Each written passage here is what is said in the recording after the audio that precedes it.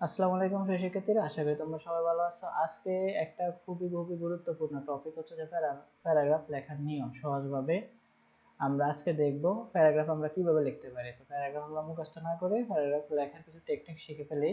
সেটা হচ্ছে topic sentence, মূল বাক্য। প্রথম লাইনে মূল বিষয়টা বলে দাও। Tree plantation means planting trees more and more. এটা বললে বোঝা যায় প্যারাগ্রাফটি কি নিয়ে। সাপোর্টিং সেন্টেন্স, তথ্য বা ব্যাখ্যা। পরে 4-5টা বাক্য বিষয়টি বিস্তারিত বোঝাও। এটা কেন দরকার, মানুষ কিভাবে উপকৃত হয়, এর অভাবে কি সমস্যা হয়। উদাহরণ, trees gives us oxygen, they protect us from floods and storms, they also give us for shade and wood. Example, the real life link. কোন উদাহরণ দাও, বাস্তব জীবনের সাথে যুক্ত করো। In our country, people cut trees for wood and furniture. It causes deforestation. তারপর হচ্ছে কনক্লুডিং সেন্টেন্স।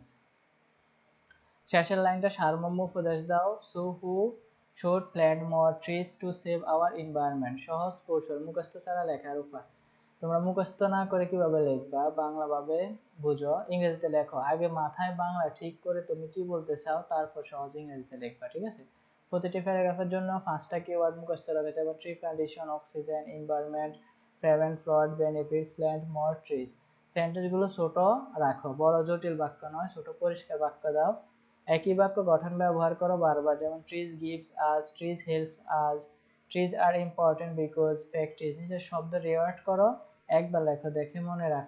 না রাখলে বরং নিজের মতো করে আবার লেখো। উদাহরণ হিসাবে একটা ট্রি প্ল্যান্টেশনের একটা structure, what it is, important, problem, if and trees, example, conclusion.